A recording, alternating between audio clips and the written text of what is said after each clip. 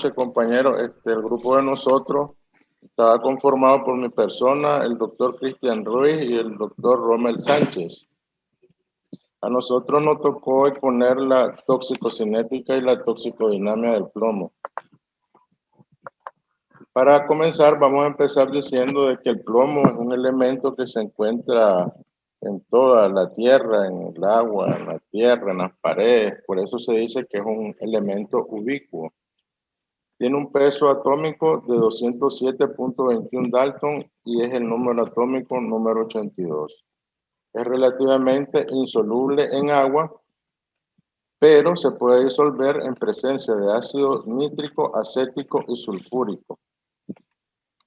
El plomo se une a varios ligandos comunes, incluidos los grupos hidroxilo, sulfidrilo y los grupos aminos, pero para la toxicología del plomo es más importante la unión que tiene con los grupos sulfidrilo. No se aflijan con esta lámina, pues ahí para que vean que hay montones de utilidades en relación al plomo desde el punto de vista ocupacional. Les puede, pues hay trabajos, por ejemplo, los que trabajan elaborando pintura, los que trabajan pintando casas, los que fabrican vidrios, impresoras, el plástico, los que trabajan con tuberías, etcétera. Entonces, aquí tenemos el modelo compartimental para el plomo, que esto fue editado por un señor de apellido O'Flaherty en 1993, donde se habla de que para que entre a nuestro organismo necesitamos previamente exposición. Esta exposición puede ser a través de las superficies o a través de la vía aérea o incluso por el agua. Entonces, una vez que estamos expuestos, este se absorbe fundamentalmente por el tracto gastrointestinal y la vía pulmonar, que la vía pulmonar es más frecuentemente para los adultos y la vía gastrointestinal es para los niños. Una vez que se absorbe el plomo, este pasa directamente a la sangre. En la sangre pasa una vida media de 35 días, donde se dice que aproximadamente representa el 2 al 5% del total del plomo.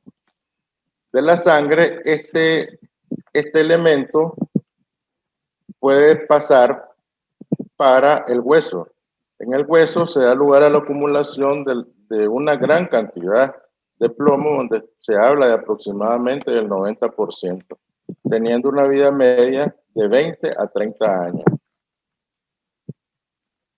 Una vez que está de la sangre, también puede difundir a los tejidos, donde se van los tejidos blandos, como el hígado, los riñones, donde la vida media de este es de aproximadamente 40 días, para posteriormente ser eliminados por vía renal fundamentalmente, pero además tenemos otras vías de eliminación. Algo muy importante es que hay que diferenciar la toxicocinética en los niños, que es totalmente diferente a la del adulto. Por ejemplo, comparemos, un adulto absorbe del 5 al 15% del plomo ingerido, con 5% de retención, pero vean el niño.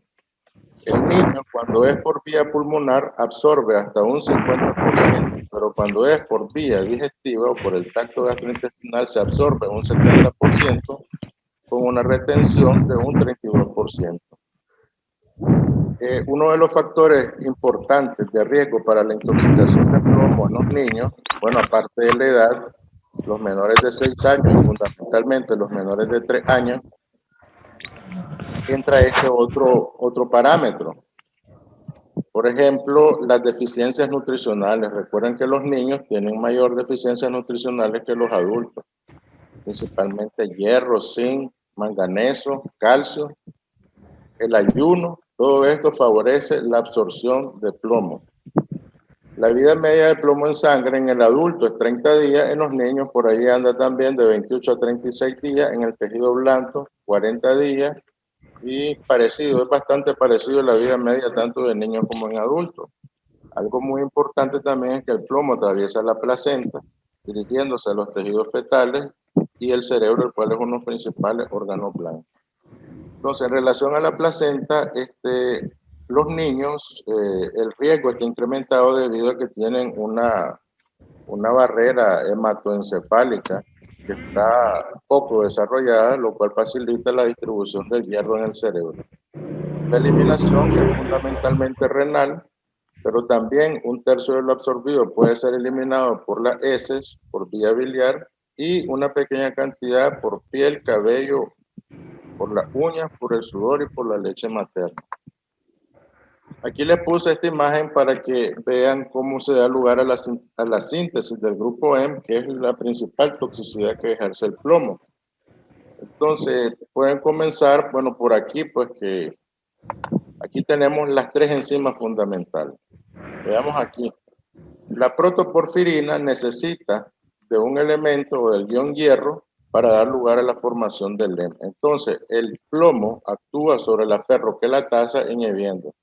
Como inhibe a esta ferrocolatasa, se da lugar a la acumulación de la protoporfirina.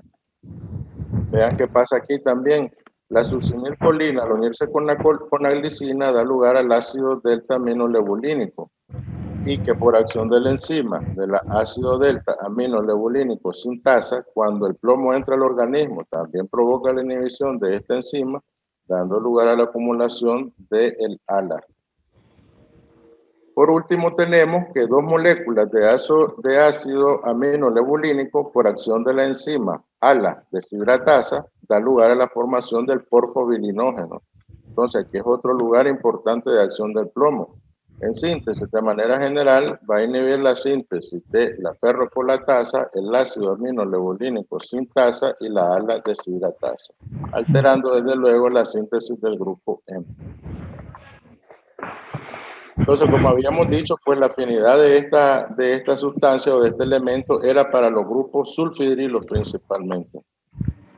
Y en esta conversión, pues de las dos aminoácidos lebulínicos necesita de zinc para poder interactuar. Entonces aquí es donde se intercambia. Se sustituye la molécula de zinc entre el plomo y de esa manera inactiva a la ALA deshidratasa. También tiene mecanismos de acción alternos.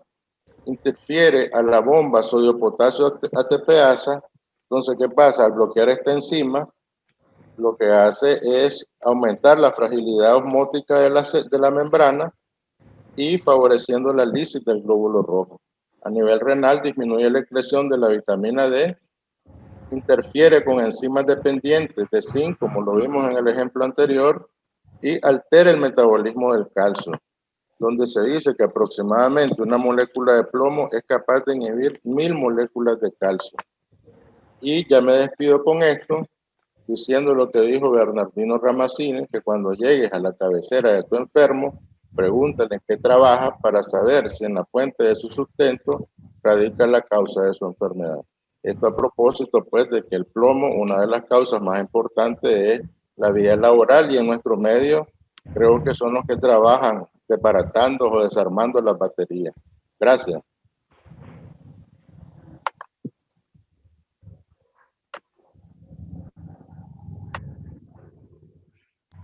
Muy bien, doctor.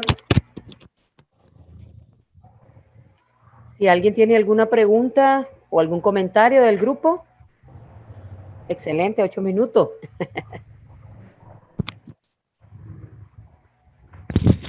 Sí, doctor. Con esto de los metabolitos del plomo, en la síntesis del grupo N, se dice que todos estos metabolitos o enzimas que bloquean, el producto de estos son altamente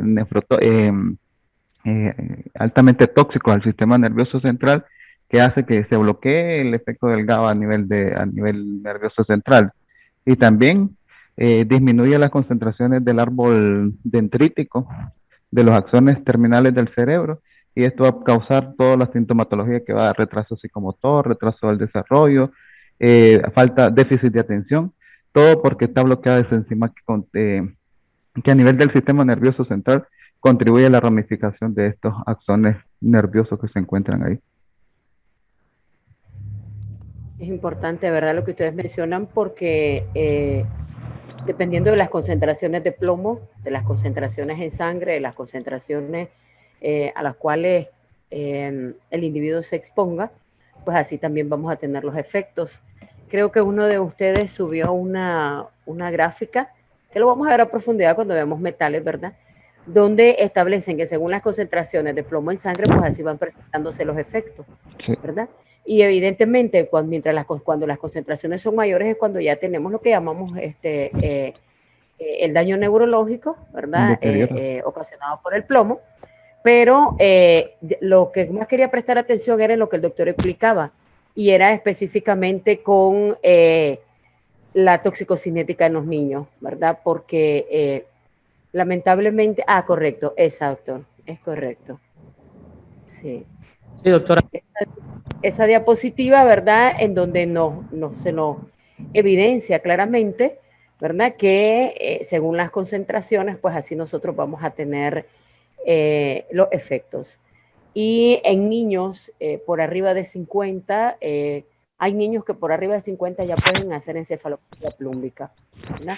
En adultos, los adultos pues requieren de mayores concentraciones para tener encefalopatía, ya se habla incluso hasta de 100 microgramos por decilitro, pero es importante considerar, ¿verdad?, la absorción que tienen los niños, sobre todo pensando en este efecto, ¿verdad?, en la disminución del coeficiente intelectual, ¿verdad?, del IQ de los niños, ¿verdad? Eso es muy importante porque pues los adultos sabemos, como el doctor explicaba, su principal exposición puede ser laboral, ¿verdad? Por lo que reciclan baterías, los que trabajan en empresas donde se utiliza plomo para el revestimiento de muchos materiales, ¿verdad? Pero, por ejemplo, los niños que no laboran, la exposición es ambiental. Y eso es algo muy importante de considerar, ¿verdad? Porque esto está llevando, ¿verdad?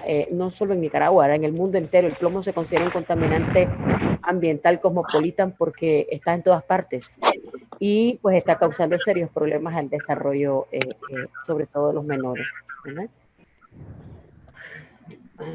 Muy bien. Así es, doctora.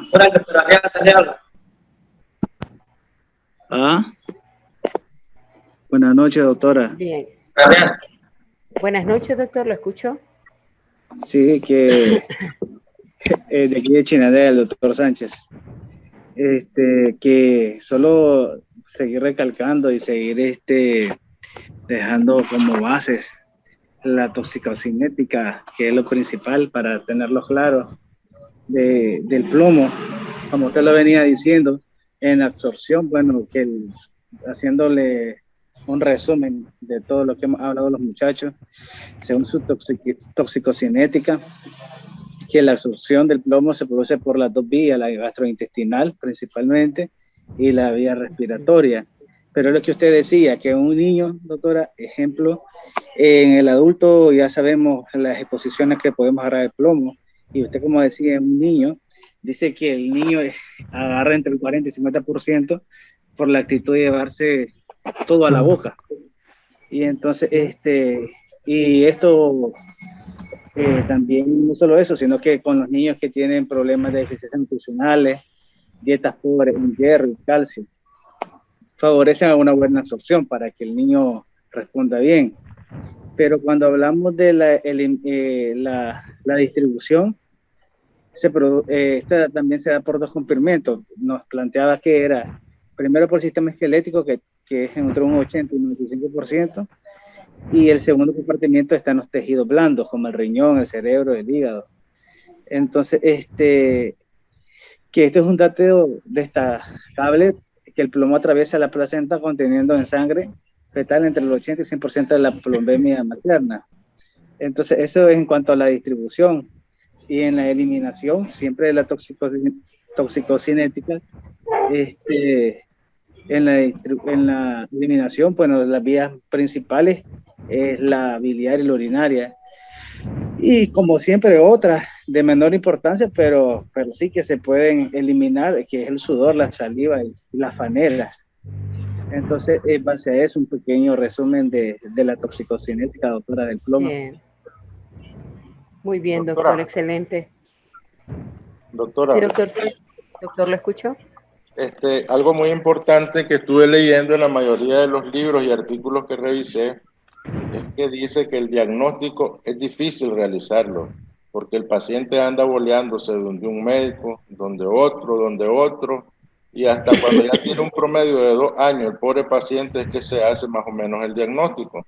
Pero algo muy importante que me llamó la atención es algo tan común que miramos nosotros y que nunca lo vemos, que es la anemia microcítica hipocrómica. La causa más frecuente de anemia microcítica hipocrómica es la anemia ferropénica. Entonces el pobre paciente no lo indagan bien y lo tratan como hierro y le empiezan a dar hierro. Le empiezan a dar hierro y más bien le provocan otras complicaciones a estos pacientes. Entonces, para que cuando tengamos un paciente con anemia microcítica hipocrómica, siempre tengamos la sospecha de una intoxicación por plomo, que es otra de las causas. Porque las causas más frecuentes de este tipo de anemia son, primero, la ferropenia, que es la anemia más frecuente del mundo, la talasemia, y después sale la anemia sideroblástica y por último el plomo. Pero en todos los libros de hematología siempre sale el plomo, para que tomemos en consideración este acápite. Perfecto, doctor. Bien, perfecto, muy bueno. Si ustedes se fijan, ¿verdad? Precisamente plomo es uno de los que te demuestra características muy particulares en relación a la toxicocinética. Hay diferencias entre niños y adultos, eso es importante, por eso es importante conocer la toxicocinética de la sustancia, porque en otras sustancias vamos a ver que se absorben por igual, tanto en niños como en adultos. Aquí hay una particularidad, entonces eso es importante que nosotros lo tomemos en cuenta. Y precisamente de esos aspectos toxicocinéticos es que nos vamos a valer para lograr identificar probablemente cuál sea la sustancia, nos vamos a sumar más el cuadro clínico para ayudarnos al diagnóstico, ¿verdad? Ya para cerrar esta parte de plomo, que lo vamos a ver a profundidad con metales, pero sí quiero hacer un comentario con lo que mencionaba el doctor Solí, y es en relación al diagnóstico. Realmente es muy difícil hacer el diagnóstico de intoxicación por plomo en un menor de edad. En un trabajador expuesto es mucho más fácil, porque tenés clínica y además tenés la exposición laboral. ¿En qué trabaja? Inmediatamente lo identifica. Pero en un niño que puede vivir incluso en una zona residencial, en donde a lo mejor antes de la construcción de esa zona residencial, ahí había un taller, había una fábrica, había algo donde se trabajaba plomo, y lógicamente los padres no lo saben porque uno va a un residencial, compra su vivienda y solo se fija que el lugar sea bonito, que la casa sea cómoda y nada más. Y no investigamos qué hay en los alrededores. Y hasta después es que nos damos cuenta es que a lo mejor allí había una fábrica o que cerca hay una fábrica. Para darles una idea, hace aproximadamente unos 8 o 10 años se decía que una fuente de contaminación de plomo podía producir una contaminación de 500 metros a la redonda. ¿Ya? O sea, media manzana. Y ahora, en la actualidad, se dice que es capaz de contaminar 1000 metros a la redonda. O sea, una manzana completa puede verse contaminada, puede haber contaminación de una fuente de plomo. Qué sé yo, alguien que está reciclando baterías de vehículos, ¿ya? En un punto, entonces, alrededor de ese punto de contaminación, tenemos una manzana de posible contaminación. Y yo no sé qué hay alrededor de donde yo vivo y una manzana menos. Imagínense, entonces por eso es que el diagnóstico es tan difícil. Y por ejemplo, vemos uno de los datos clínicos que no es de interés en este momento, pero por ejemplo los cólicos saturninos, que son las famosas trastornos digestivos de los niños, y entonces lo primero que pensamos es en parasitosis. Y los pobres niños pasan desparasitándose toda su vida y siguen con el problema. E incluso algunos llegan hasta alertas quirúrgicas. Hay niños que hasta les han hecho cirugía pensando en un abdomen agudo y es precisamente plomo, ¿verdad? Pero como les digo, lo vamos a ver a profundidad. El plomo es un tema muy importante ahora que vamos a revisar en metal. Bien, ¿podemos pasar a otro grupo entonces? ¿Estamos bien? Sí. Excelente trabajo. Doctora González, queremos empezar de hablar de tolueno. Bien, doctora. ¿Ya pueden compartir su pantalla? Bien. Vienen nuestros colegas mexicanos. Bueno. Ahí está. ¿Sí lo ven todos? Está bien. Sí, doctora, sí. Está bien. Ok, bueno, entonces nosotros nos tocó hablar del tolueno. Estamos conformados por el doctor Santiago y yo. Y pues sabemos que lo que es el tolueno es un hidrocarburo orgánico, que es es un hidrocarburo aromático. Por su característica de que huele como dulce. Entonces tiene la característica también de que es una sustancia de pequeño tamaño, que está en estado líquido y es muy volátil, no tanto como el benceno. Y pues obviamente por ser un hidrocarburo, pues tiene muchas manifestaciones similares a todos los otros hidrocarburos. ¿Ok? El tolueno se parece mucho en su estructura química con el benceno, pero se diferencia porque tiene un grupo metilo. Es la única diferencia que tiene, y este metilo lo hace mucho más liposoluble a esta sustancia, ¿no? Entonces esto le va a conferir unas características pues, que va a tener afinidad a los lípidos y pues obviamente a órganos ricos en lípidos. Ok, sus usos pues lo vamos a poder encontrar como principales componentes del asfalto, de pegamentos, de adhesivos, de pinturas o de lacas, esmaltes de uñas y en fin de muchos tipos de materiales. Y porque se piensa que no es tan dañino, pues se usa como una droga recreativa por las sintomatologías que produce de sedación, ¿no? Y pues aquí hablando así una clasificación como que general de los grupos funcionales y estructuras moleculares, vemos que todos estos se parecen. Y aquí tenemos a los hidrocarburos aromáticos, ¿no? La toxicidad de los hidrocarburos pues va a depender del número de átomos de carbono que tengan, si están muy saturados, dependiendo del tipo de enlaces que contenga, la configuración, ya sea cadena lineal o si están halogenados o pues si tienen grupos funcionales, ¿no? Esas son como características propias de hidrocarburos. Y y pues bueno, algunos hidrocarburos pueden funcionar como aditivos, antagónicos o sinérgicos, ¿no? Entonces, pues como lo comenté hace ratito, estos hidrocarburos pueden producir narcosis porque actúan en ciertos receptores a nivel neuronal, y pues a nivel de piel, pues si tienes el contacto con un hidrocarburo como que es líquido, produce irritación de la piel y de mucosas, ¿no? Entonces se dice que muchos de los hidrocarburos son cancerígenos para el humano, sin embargo no hay datos como que el tolueno pueda causar datos así propios cancerígenos.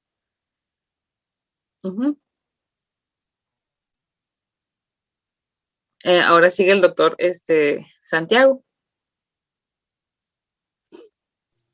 Perdón.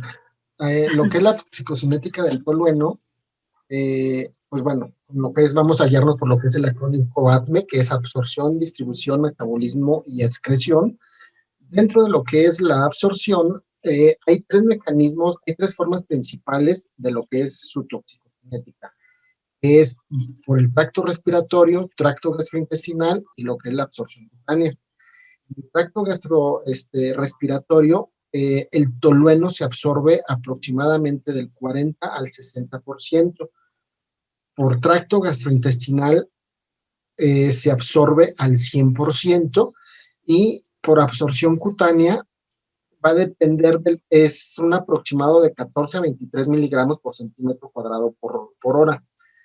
Aquí en absorción cutánea hay un estudio que se hizo en 1978 donde agarraron a algunos pacientes, los metieron la mano por 30 minutos y empezaron a medir lo que es posteriormente midieron lo que fue la absorción, donde aproximadamente llegó a 377 miligramos por metro cúbico.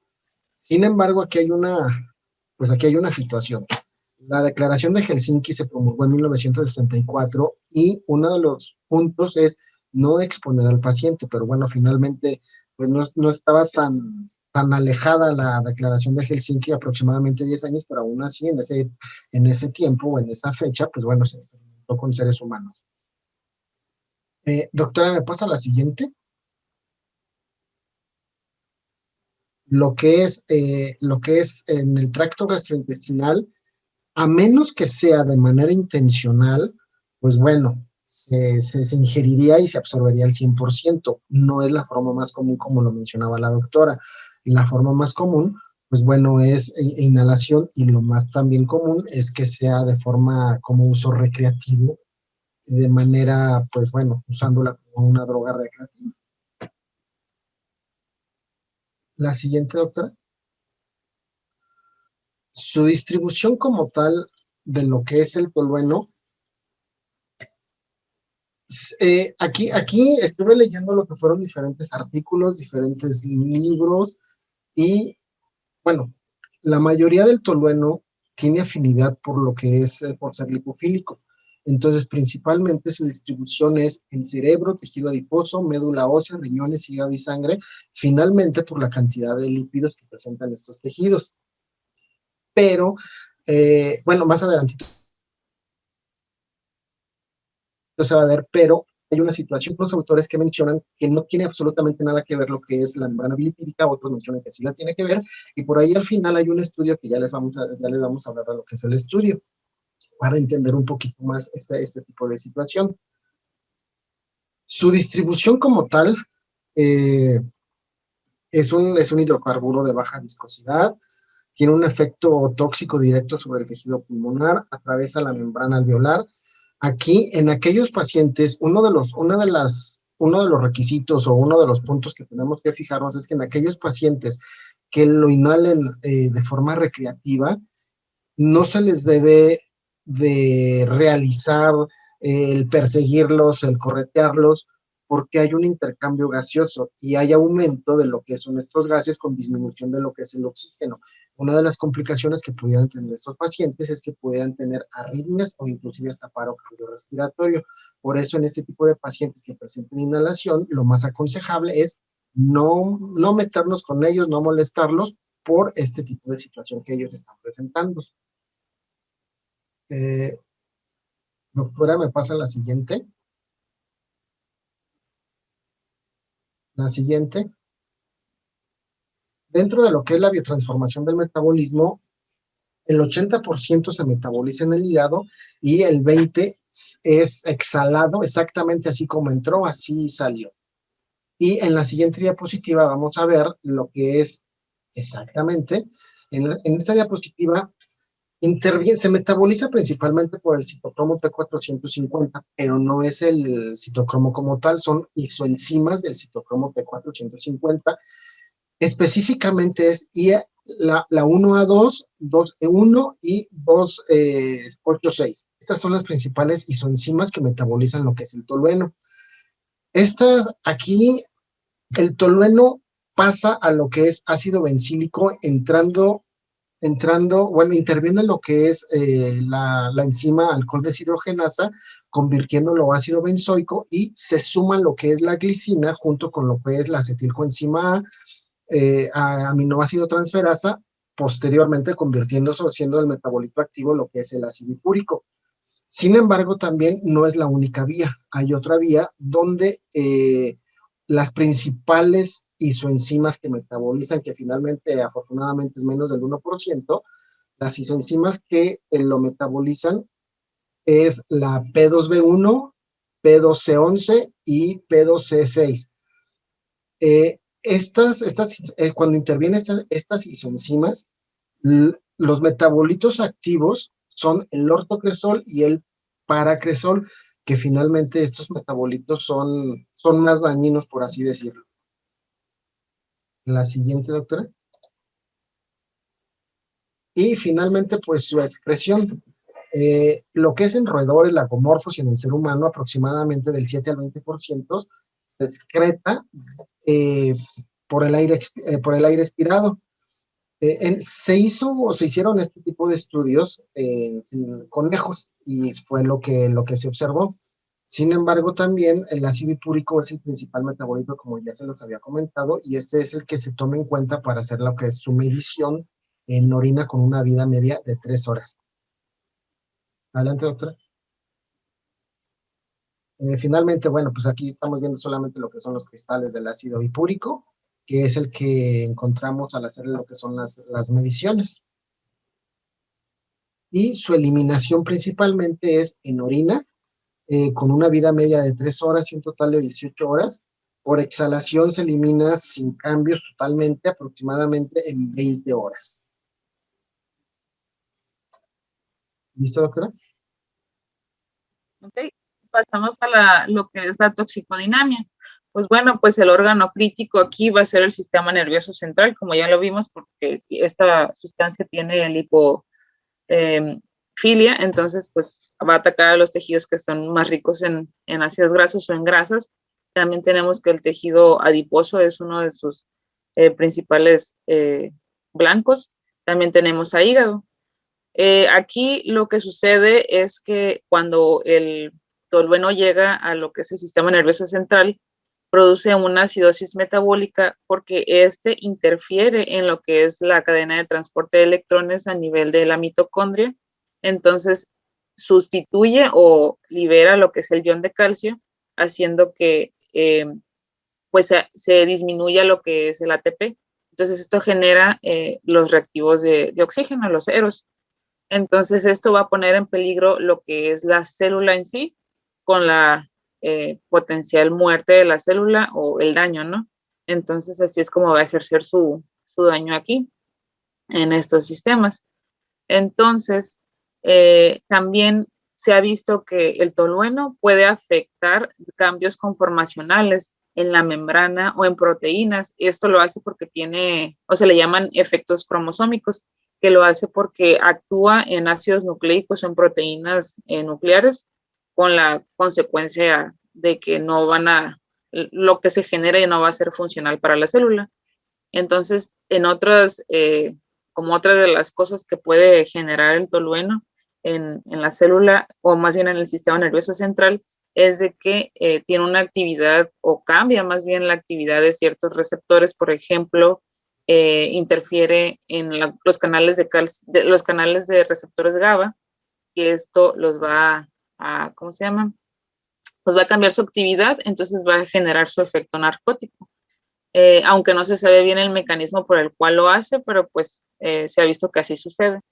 Y pues la manera en la que afecta la membrana lipídica en las células es que al momento de que el tolueno va a ir a lo que es la fosfatidiletanolamina, que es uno de los sustratos pues esenciales para la formación de fosfolípidos, pues no va a poder ser porque tiene esa afinidad, entonces va a disminuir este sustrato y pues esto va a afectar lo que es la función normal sináptica de las neuronas. Esos son los efectos cromosómicos que les comentaba hace rato. Cuando el tolueno llega a lo que es hígado, pues va a entrar en metabolismo con el citocromo P450 y pues uno de los elementos que va a formar son electrofílicos, que son los que tienen la afinidad con los ácidos nucleicos y las proteínas. Y estos se llaman epóxidos e hidroxilaciones, que es lo que va a generar toda la modificación celular y molecular, ¿no? Y pasando así como rápidamente a la piel, pues bueno, al contacto prolongado de estos hidrocarburos, pues va a producir una dermatitis desgrasada porque pues no va a haber una disminución de los fosfolípidos, ¿no?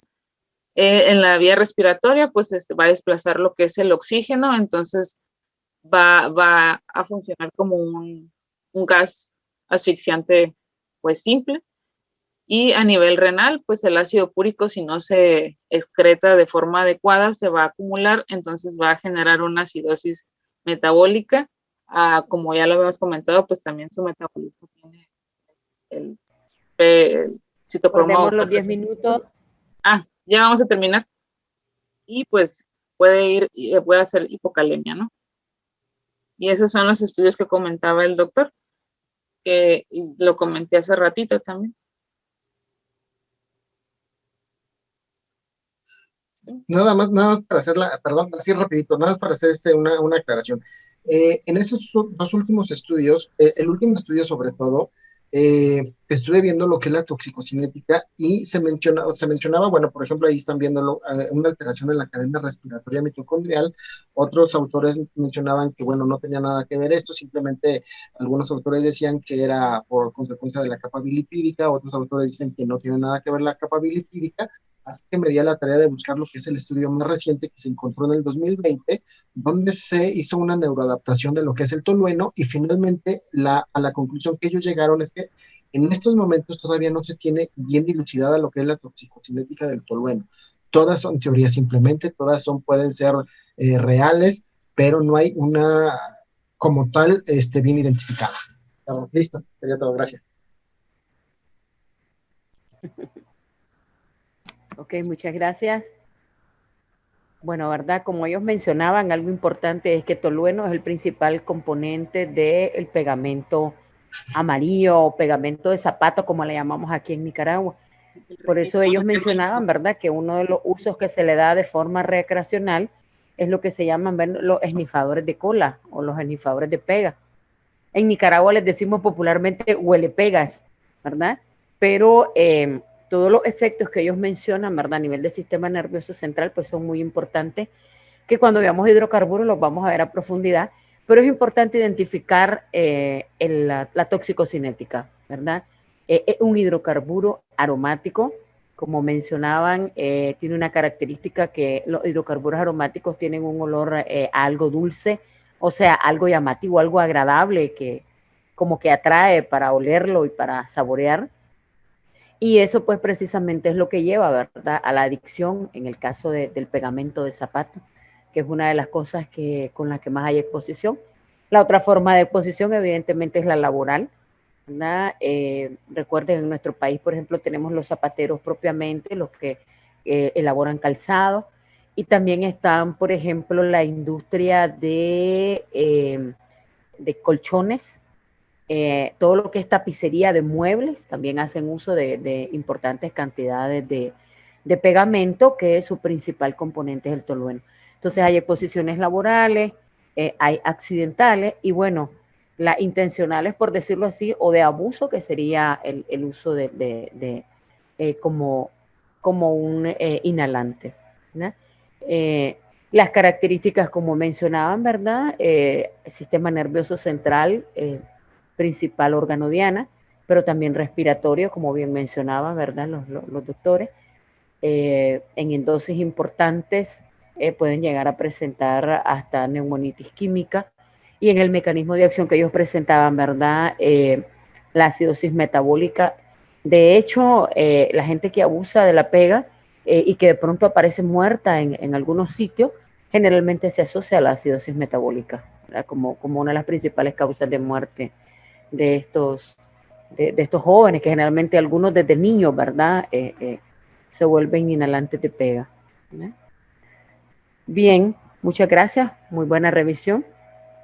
Si compartimos otro de los temas, por favor. Doctora González, ahora sí está lista.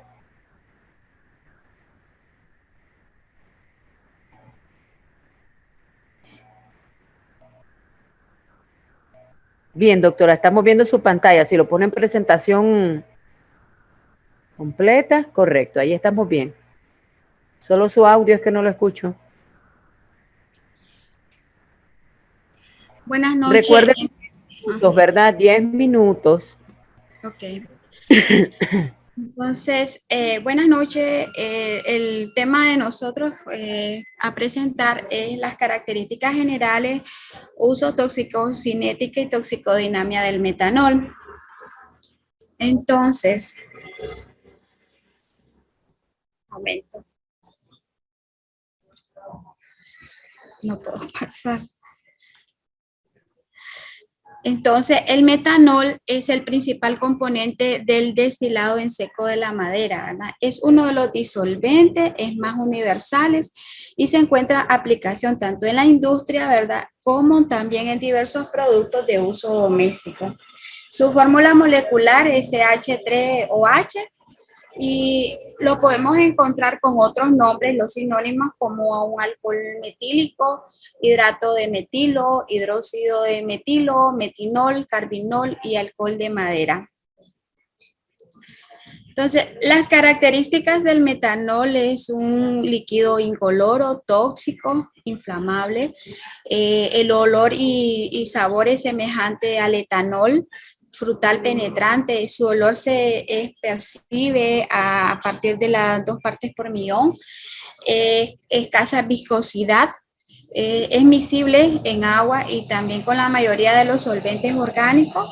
Es un producto también petroquímico básico y la estructura química es muy similar a la del agua.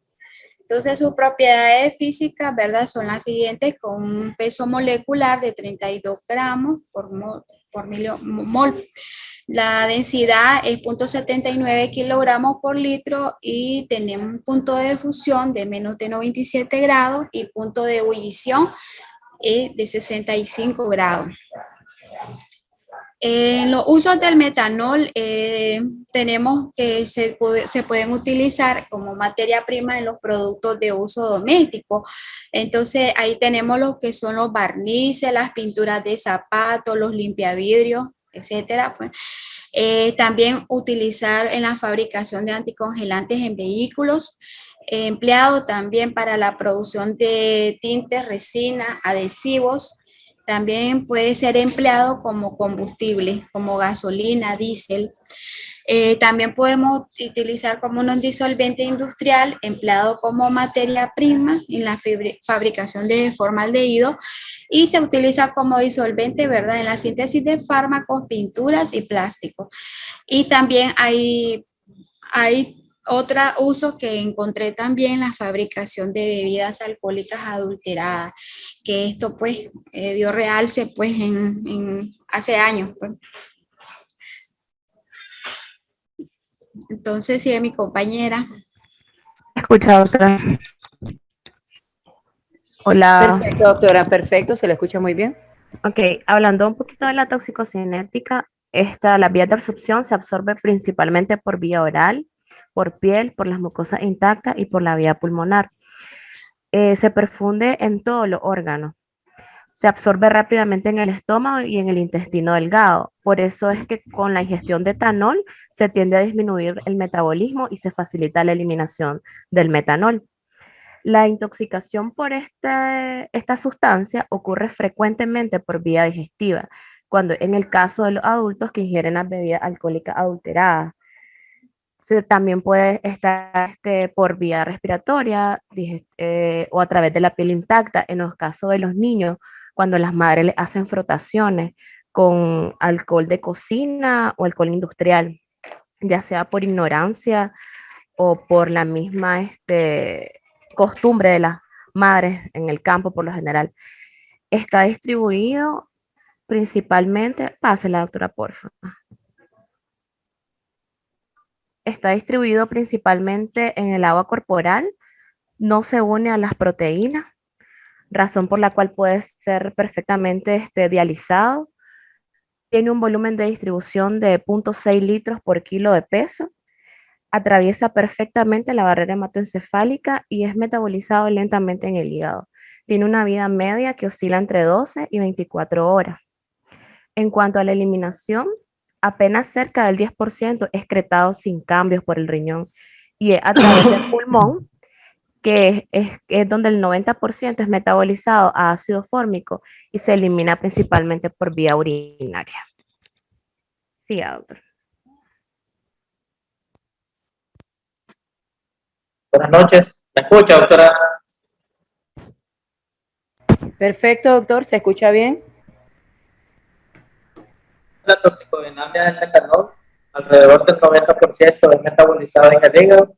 Algunos hablan del 95% y el 2 al 3%, del 3 al 5% que se elimina sin ser metabolizado. El primero de ellos constituye el paso del metanol de formaldehído mediante la enzima de alcohol deshidrogenasa y posteriormente un segundo proceso oxidativo realizado por la aldehído deshidrogenasa que permite el paso del formaldehído a ácido fórmico, el cual se elimina por vía urinaria en forma de agua y anhídrido de carbono.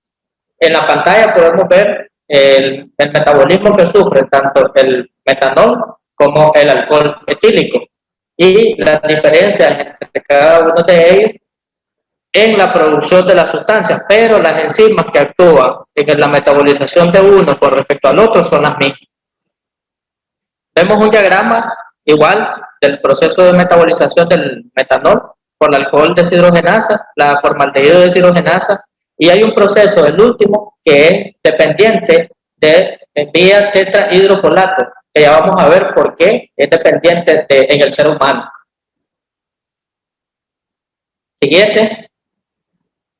Una vez absorbido, el metanol se dirige al hígado, donde sufre procesos de oxidación. Las enzimas responsables, como ya les dijimos, la alcohol deshidrogenasa, lo oxida a formaldehído, y la aldehído deshidrogenasa que lo oxida hacia ácido fórmico. Y estos van a ser los metabolitos tóxicos del metanol. El ácido fórmico es el que produce acidosis metabólica y es el que produce injuria tisular, y asociado al ácido láctico que se genera por la alteración del proceso de fosforilación, mientras que la ceguera es causada por efectos tóxicos también del ácido fórmico. En cuanto a los efectos de estos agentes y sus metabolitos, el metanol como tal solo produce depresión del sistema nervioso central, aunque algunos investigadores atribuyen al formaldehído pocos efectos. La transformación a ácido fórmico en otros estudios atribuyen a este metabolito un daño oxidativo importante con un impacto a nivel celular. Por otro lado, el ácido fórmico, además de inducir acidosis metabólica, inhibe la citocromo oxidasa, interfiriendo así directamente con el transporte de electrones de la cadena respiratoria a nivel de la función mitocondrial en todos los sistemas del cuerpo, pero principalmente a nivel de lo que es la retina, aumentando el estrés oxidativo. En la lámina podemos ver los metabolitos tóxicos, lo que hacen, que es inhibición del citocromo, bloqueo del transporte mitocondrial, disminución del ATP, edema de los oligodendrocitos, compresión axonal, flujo axonal lento, bloqueo axonal, edema del disco óptico, inhibición de la sodio-potasio ATPasa, reducción de los impulsos, disfunción visual y de esa manera una neuropatía tóxica. En el metabolismo podemos ver que la descomposición existen dos sustancias que son relativamente nuevas que inhiben la alcohol deshidrogenasa, que hacen que se active, mejor dicho, la alcohol deshidrogenasa nuevamente y disminuyan el riesgo de que el metanol sea tóxico. En términos clínicos se reportan desórdenes visuales con ceguera, convulsiones, coma y hasta la muerte. En los pacientes describen alteraciones visuales que pueden ir desde visión borrosa, vista de colores u objetos alrededor del ojo, y en el examen del ojo, en el fondo de ojo, se puede evidenciar hiperemia del disco óptico y papiledemia. Un dato importante es la miriasis precoz y no reactiva, que es un signo de mal pronóstico y significa pérdida irreparable de la función visual. Dado que el formaldehído, evitar su metabolismo constituye la principal herramienta en la intoxicación por metanol. El etanol compite por la alcohol deshidrogenasa, siendo la afinidad de este último 20 veces mayor, siendo una alternativa en el tratamiento de los casos de intoxicación. Por otro lado, el uso de folato favorece la biotransformación del ácido fórmico a anhídrido carbónico y agua, disminuyendo sus niveles de concentración y por consiguiente evitando su efecto dañino. En la fotito que tenemos ahí del diagrama vemos cómo inhiben los antídotos la alcohol deshidrogenasa y de esa manera, pues como ya lo explicamos anteriormente, ayudan a que los efectos tóxicos del metanol no se den pues en el cuerpo y por lo tanto pues sirven como antídoto en el caso del alcohol etílico. Solo un aporte, doctora, en el año 1993 y 1994 hubo una epidemia en Cuba que afectó a 50,000 personas con ceguera, y entonces ellos pensaron de que había una forma crónica de intoxicación por metanol, hicieron estudios y al final se dieron cuenta de que era una cuestión multifactorial. Sí había una exposición crónica a metanol por las bebidas adulteradas, pero también ellos tenían una deficiencia de folato y de otras enzimas dependientes del complejo vitamínico B, que también favorecía los efectos que producía a nivel de la retina y por lo tanto ceguera en los pacientes. Un aporte, doctora, en ausencia del tratamiento de la ingestión de metanol, aproximadamente 1 gramo por kilo se considera que es una dosis letal, y causas de intoxicación dice de que una cucharada que equivale a 8 gramos puede causar intoxicación por metanol.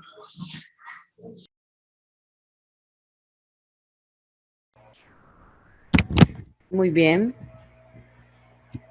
Bueno, si ustedes se fijan, ¿verdad? El mecanismo de toxicidad del metanol, el ejemplo típico de lo que se mencionaba cuando se revisó la toxicodinamia, ¿recuerdan? La biotransformación, que en la etapa 1 o el principal objetivo de la biotransformación es que la sustancia se vuelva menos tóxica, que la sustancia se prepare para eliminarse. Y en el caso de metanol, pues es el ejemplo característico de una sustancia que cuando comienza su proceso de metabolización es cuando se da la activación de los metabolitos tóxicos y es cuando realmente comienza, ¿verdad?, la intoxicación, por decir así, o comienza la toxicidad de la sustancia como tal.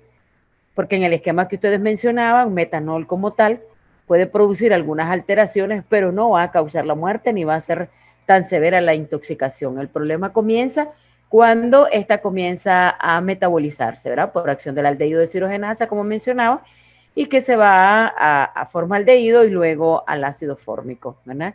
Que es verdaderamente el metabolito tóxico de metanol. Y bueno, con todo lo que ustedes explicaban, el compartir en este esquema que ustedes tienen acá, ¿verdad? Es lo que explica precisamente por qué etanol, pues, es el antídoto de el alcohol metílico, ¿verdad? Muy bien, excelente.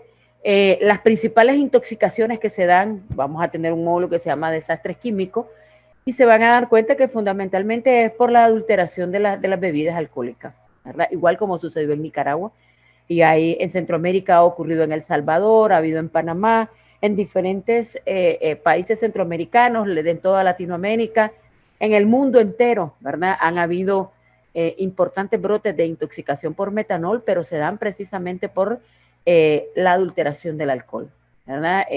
Bueno, dicen alcohol, la gente piensa que es un alcohol de ingesta, pero de todos los alcoholes que existen, solamente el alcohol etílico es el único que se puede ingerir, el resto no, ¿verdad? Entonces, el problema es que este es un alcohol industrial, está destinado, como ustedes mencionaban, para diversos procesos industriales.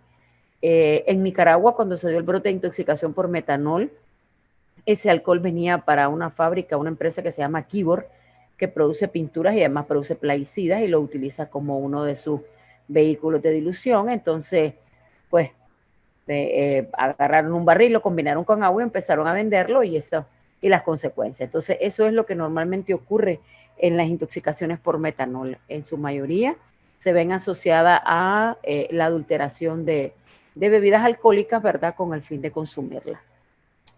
Muy bien. Si deja de compartir su pantalla, doctora, para que alguien más pueda poner su presentación.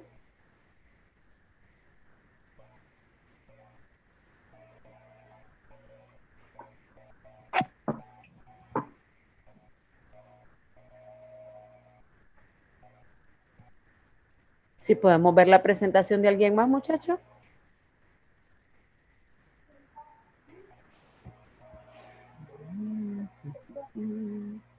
Cocaína.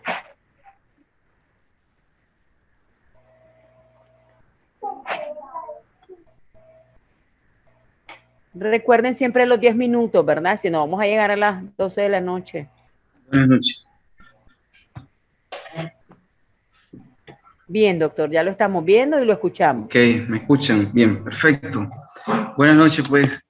Vamos a hablar sobre la cocaína, que es una sustancia bastante interesante, sobre todo en la historia. Lamentablemente, pues no hay el tiempo, ¿verdad?, suficiente para comentarles un poco, pero recuerden que esto es una sustancia, la hoja que ven por ahí, pues es una hoja que se halla bastante en lo que son las regiones, en los países andinos, como Bolivia, Perú, y que se consume con mucha frecuencia en esos países. Y de ahí el origen de esta planta. Entonces, vamos a ver si avanzamos. Algunas de las características ¿Cómo se llama la planta, perdón? ¿Cómo se llama la planta, doctor? Sí, ya se la voy a... Erythrocillium coca. Ya paso a la siguiente. Perfecto. Sí. No sé si la ven. No. A ver. Ahora sí. Erythrocillium coca, ¿verdad? Es la planta, el nombre científico de esta planta, como les decía. Y pues su origen, sobre todo, aunque hay otras especies, doctora, como es también se le llama la Erythrocillium de Perú, de Colombia, de Bolivia incluso. Entonces, hay varias especies de ellas, pero la principal pues, es esta Erythrocillium coca.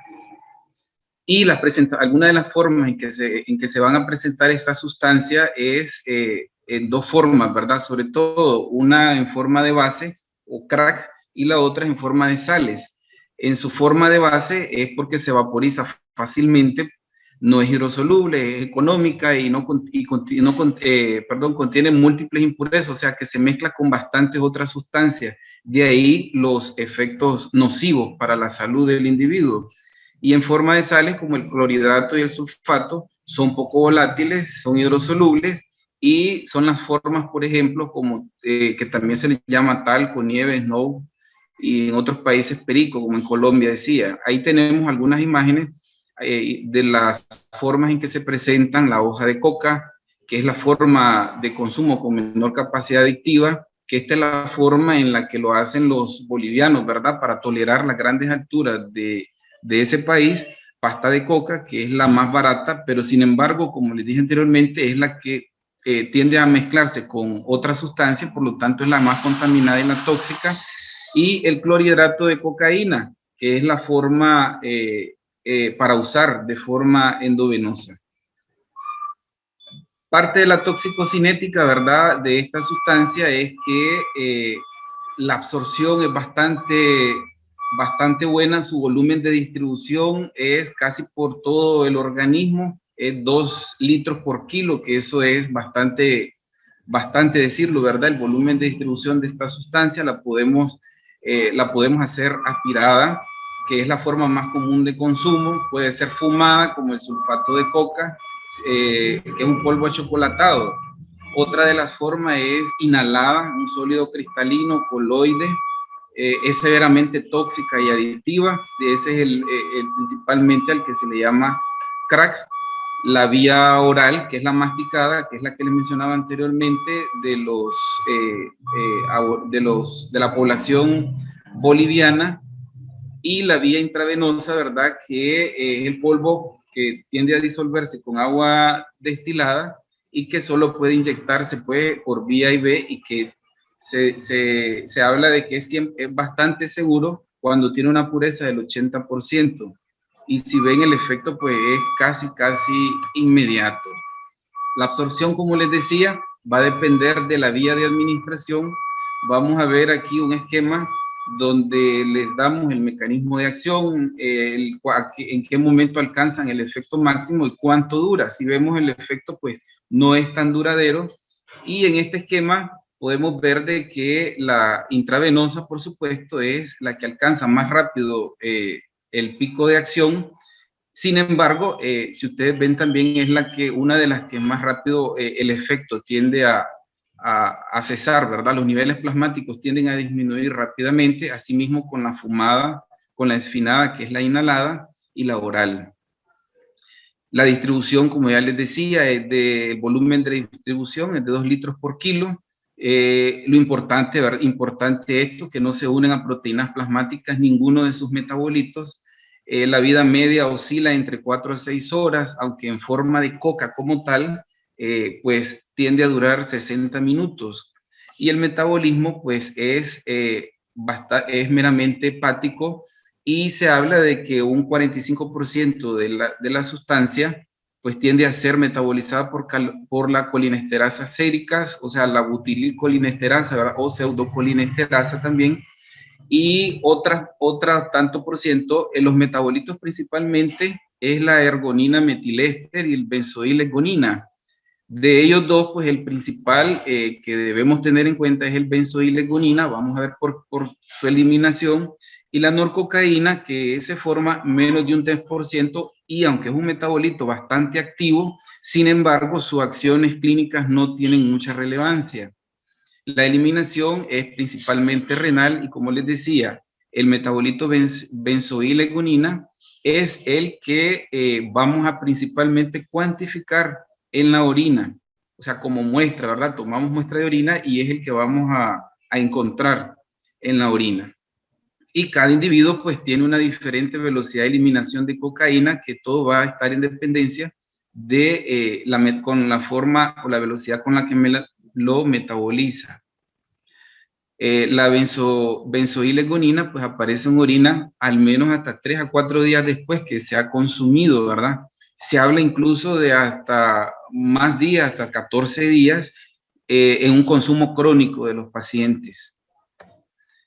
Y pues un cuadrito ahí rápido para que después tengamos tiempo de verlo, donde se ven las diferentes características de cada una de las formas en las que se presenta esta sustancia.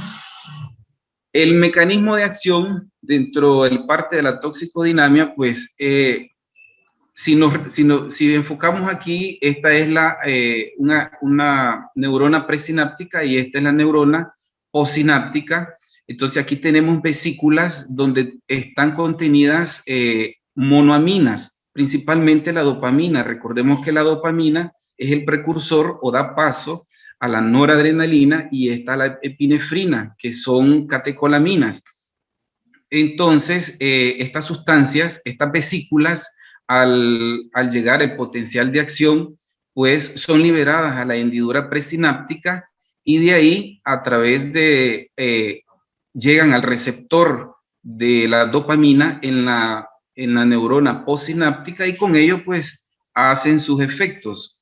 Sin embargo, pues cuando está la cocaína, cuando el paciente consume cocaína, ¿qué ocurre? Se da todo este mismo proceso, ¿verdad? Las vesículas que contienen dopamina liberan la dopamina en la hendidura sináptica. Sin embargo, esta dopamina tiene que ser reabsorbida nuevamente hacia la vesícula, hacia la terminación presináptica, a través de un transportador que es el MRT.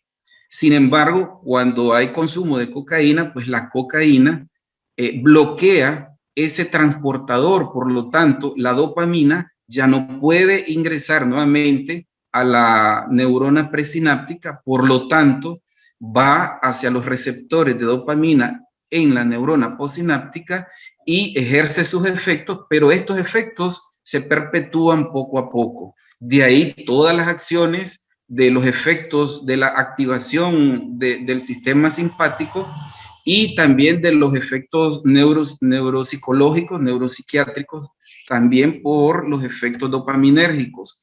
Otro de los mecanismos de acción que tiene que ver más que todo con los efectos a nivel cardíaco es que bloquea los canales de sodio. Recordemos que cuando la membrana se activa, entonces los canales de sodio se abren y permiten el paso del sodio hacia el interior de la célula. Sin embargo, cuando hay consumo de cocaína, pues esta bloquea los canales de sodio e impide que el sodio entre a la célula. Por lo tanto, la célula tiende a no repolarizarse, y con ello lleva a los efectos arritmogénicos que tiene la cocaína pues a nivel cardíaco. Y los usos de la cocaína pues tiene aplicaciones médicas como anestésico, ¿verdad? Y por supuesto el consumo recreativo, que hoy en día pues se ha probado para ciertos usos precisamente por sus efectos anestésicos. Pero bueno, también sigue siendo una droga aún de consumo ilegal por todas las muertes. Es una de las drogas, según la OMS, de mayor consumo después de la marihuana, y pues sobre todo en las edades entre los 15 y los 35 años de edad. Nada más, doctora.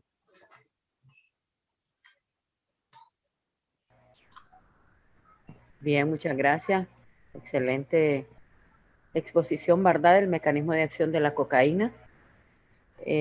Como ustedes explicaban, ¿verdad?, su principal órgano diana, en este caso es neurológico, y eso es lo que explica, ¿verdad?, todos los efectos que vamos a ver en el paciente que consume cocaína.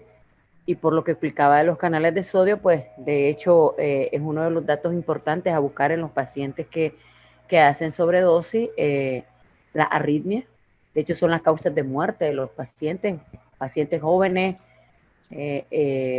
sin alteraciones cardiológicas y que de pronto hagan una arritmia, un infarto, bueno, no, como ahí sí como dicen, no se puede descartar o no hay otra causa que no sea cocaína hasta que no se demuestre lo contrario, ¿verdad? Porque es una de las sustancias que se asocian ampliamente a este efecto, ¿verdad?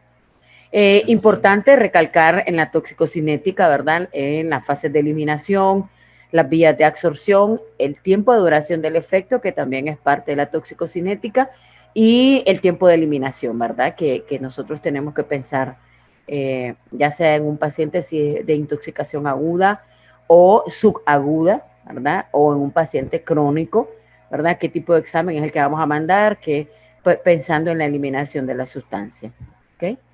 Bueno, muy Así es, bien. doctora. Algo para agregar, ¿verdad? No sé si la única literatura que leí por ahí de que la dosis letal se habla de 1 gramo de cocaína. 1 gramo, Sí, efectivamente, 1 porque gramo.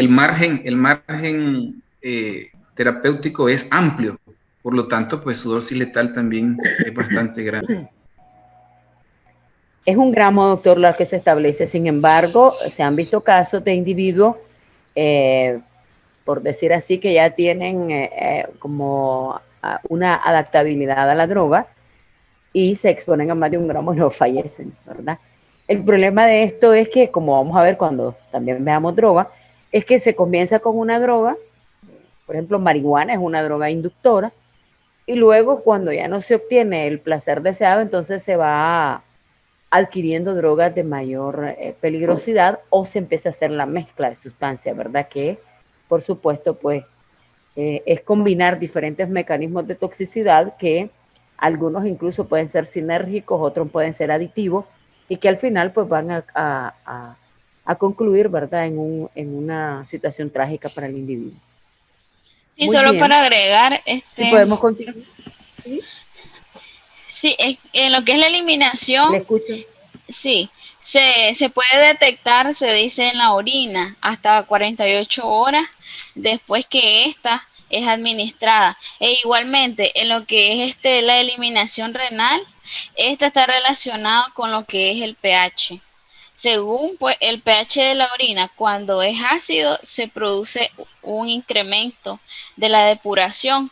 Es contrario cuando dice que la orina es neutra o es alcalina, entonces la eliminación prácticamente pues disminuye o a veces se hace nula.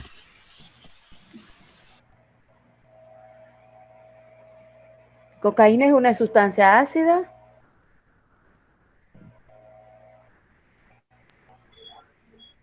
No, es una base débil. Así es, exactamente. Ok. Sí, porque recuerden que hay algunos parámetros importantes para favorecer la eliminación. Si fuera un ácido, entonces tendríamos que alcalinizar la orina, ¿verdad? Entonces, Así pero es. como es una base débil, lo que hacemos es simplemente aumentar la diuresis a través de la administración de líquido, ¿verdad? Efectivamente. Muy bien. Si vemos otra presentación entonces, chicos, estamos a 8:18. Recuerden de agilizar, ¿verdad? Sus 10 minutos. Tetracloruro de carbono. Otro hidrocarburo.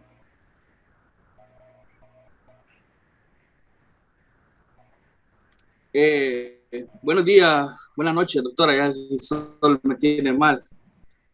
¿Me escuchan? Sí, doctor, le escuchamos muy bien y está bien su presentación. Bien, en el pasado se usó este producto como un líquido refrigerante, propulsor de aerosoles, como plaguicida, como agente para limpiar, para desengrasar, como extintores de fuego en los bomberos, para remover manchas. y se usó como dentro de la industria, tenía un buen concepto, era un potente plaguicida y fungicida. Hasta removía muy fácilmente lo que era la cera, los aceites y la grasa. ¿Qué es el tetracloruro de carbono? Una sustancia manufacturada que no se da, no nace, no ocurre naturalmente. Es un líquido incoloro de olor dulce por ser ya pertenecer a los hidrocarburos, que puede ser detectado a bajos niveles.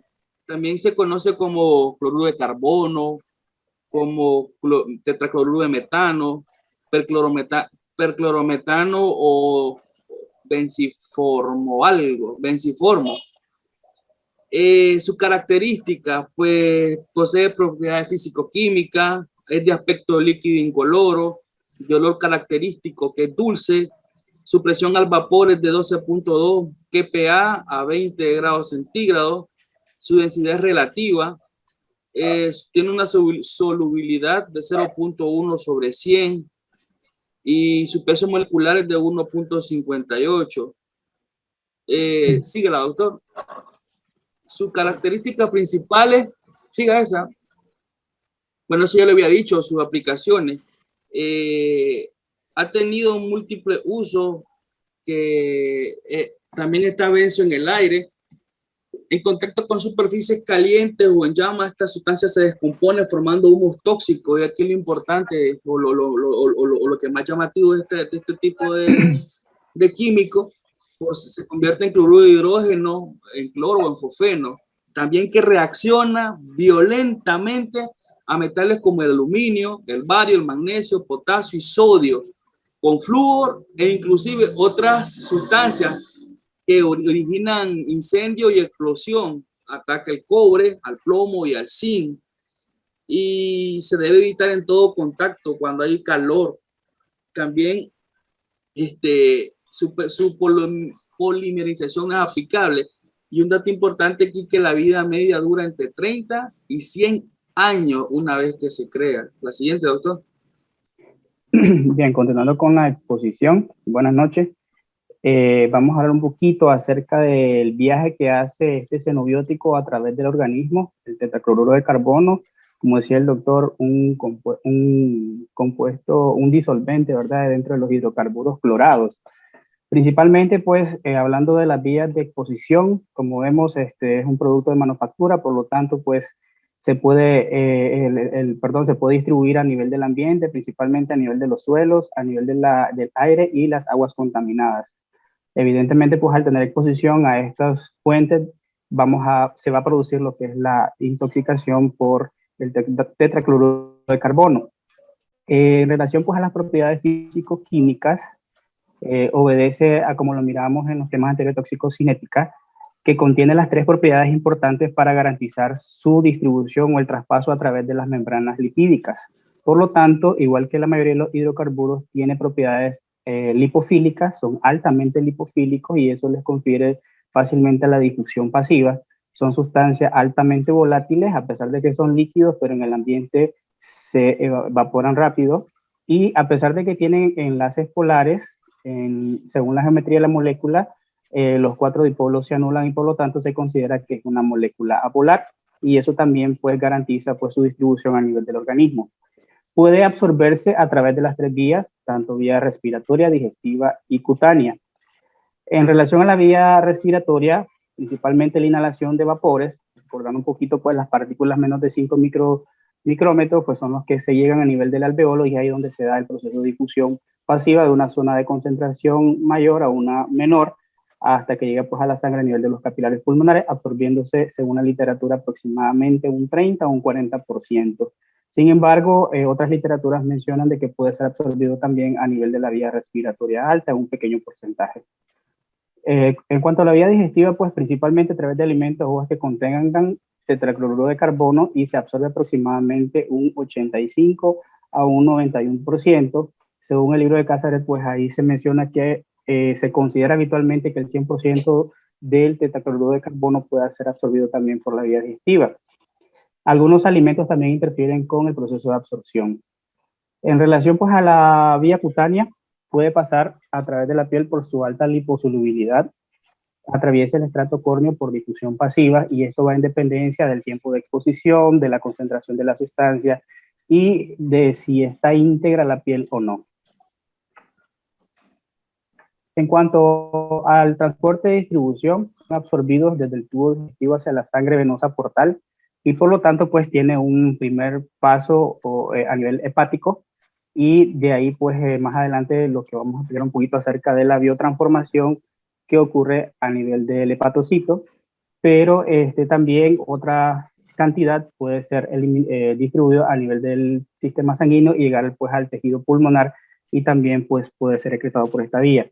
Otra de las características, igual que los hidrocarburos, no se une a las proteínas plasmáticas ni a la hemoglobina y esto es dado por las características lipofílicas que contiene esta sustancia y por lo tanto se reparten entre las regiones hidrófobas de las moléculas lipídicas que se encuentran en la sangre, como son los fosfolípidos, lipoproteínas y colesterol, lo cual le va a permitir, por tanto, tener una distribución importante a nivel de la grasa corporal y por lo tanto también un aumento pues, en la carga corporal total del tetracloruro de carbono. En cuanto a la eliminación, principalmente el 50% pues, absorbida secreta por la vía respiratoria sin metabolizar. Recordando pues que estas sustancias volátiles, la mayor parte se elimina a través de la vía respiratoria.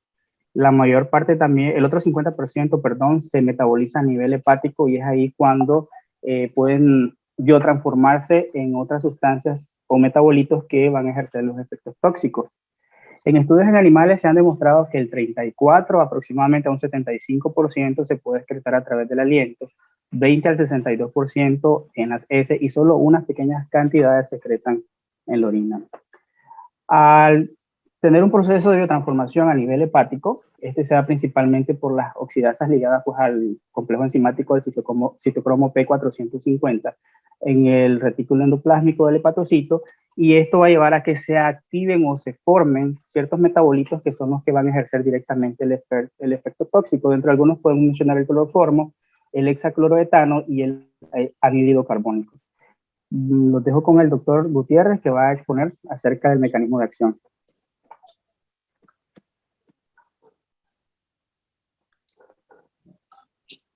Recuerden los 10 minutos.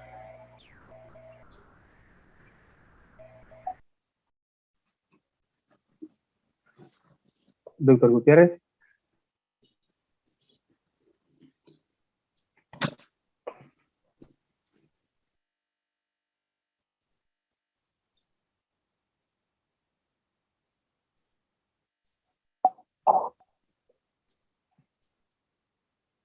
No sé si me escucha, doctora, el doctor Gutiérrez, no sé si él está conectado.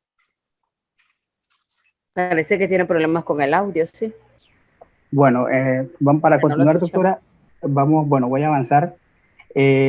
Como les decía, pues sufre un proceso de oxidación a través del complejo enzimático citocromo P450, también hace un proceso de reducción a nivel del retículo endoplásmico del hepatocito, lo cual va a dar la formación de radical triclorometilo y el radical triclorometilperoxilo. Y esto lo que va a provocar directamente es alteraciones a nivel de la membrana lipídica, provocando una peroxidación de esta.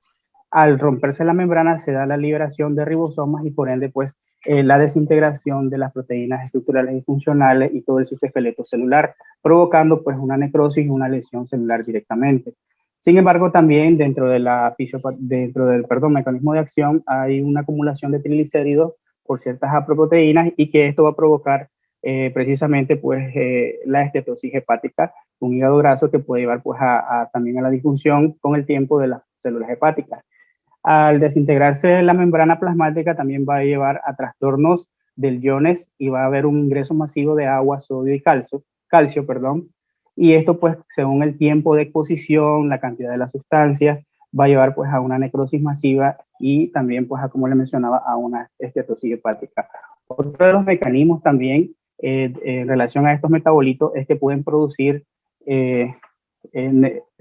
insuficiencia renal, pero también se ha demostrado que también tiene efectos a nivel del sistema nervioso central. Bueno, eso para resumir, doctora, y no dilatar mucho, ¿verdad?, con el tiempo. Muchas gracias.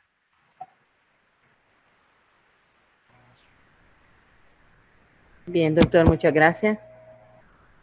Bien, como ustedes mencionaban, ¿verdad? Tetracloruro de carbono, pues también es otro hidrocarburo que pertenece al grupo de los halogenados. Su órgano diana fundamentalmente es hígado, como ustedes vieron, pero también puede tener efectos neurológicos, renales. Pero bueno, hablando propiamente de tetracloruro de carbono, ahora sus principales problemas tiene efectos agudos, pero son sobre todo por exposición crónica, ¿verdad? O sea, tetracloruro de carbono es una sustancia cancerígena, ¿verdad? Reconocida. Que cuando veamos hidrocarburos, pues vamos a verla, pero importante identificar en toxicocinética, ¿verdad? Son sustancias que se volatilizan, evidentemente, principal vía de absorción es la vía respiratoria, la vía de eliminación también, ¿verdad? Aproximadamente 50% por exhalación igual. Entonces también eso nos da idea, ¿verdad?, de cómo podemos hacer para el manejo de esta sustancia, sabiendo que ingresan por la vía respiratoria, salen por vía respiratoria, ¿verdad?, que son los aspectos importantes que tenemos que evaluar desde el punto de vista toxicocinético de una sustancia química. Muy bien, ya vemos que tenemos otro grupo ahí. Glifosato, vamos a plaguicida. ¿Pueden poner la pantalla completa, doctores?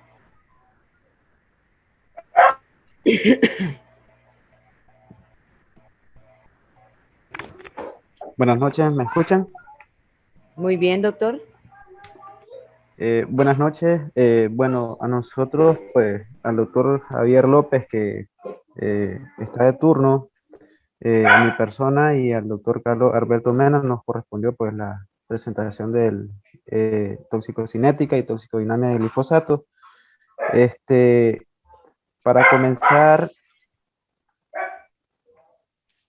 no me pasa la pantalla. A ver.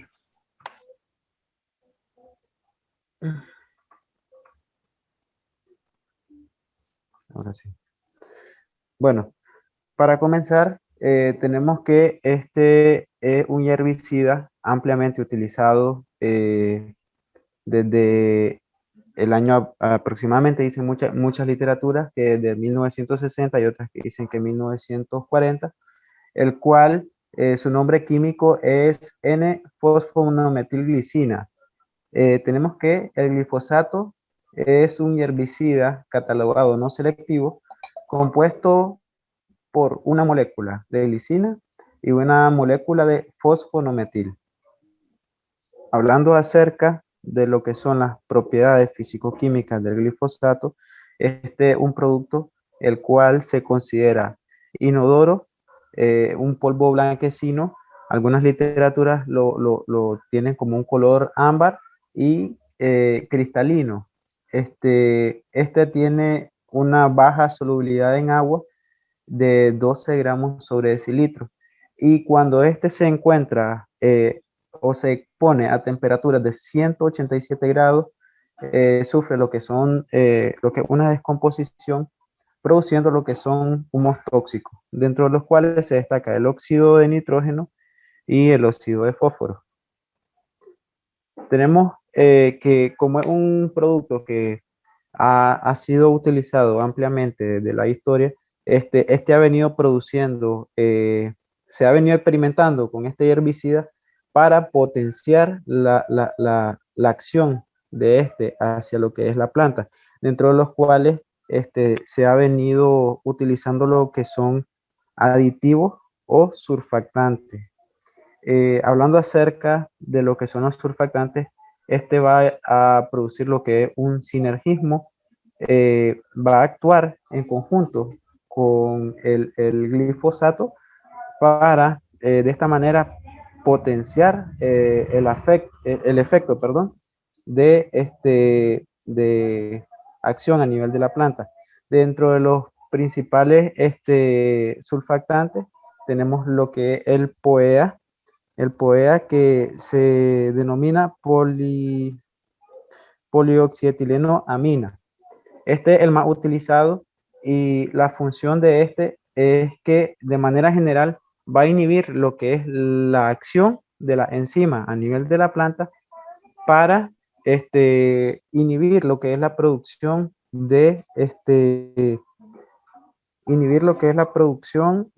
de 3 aminoácidos esenciales para que no se produzca lo que es el crecimiento ni la liberación de estos aminoácidos y por ende la planta muera. Dentro de lo que son, así hablando rápidamente, otros de los surfactantes tenemos el polietilenglicol, que reduce principalmente las alteraciones genéticas, produce anemia y afecta lo que es la fertilidad. Y la sal de sodio de O-fenilfenol. Un alto irritante en la piel y produce lo que son alteraciones genéticas que puede producir posteriormente cáncer. Hablando pues acerca de lo que son las características, este herbicida tiene tiene baja corrosividad en comparación a la sal del glifosato isoproplamino.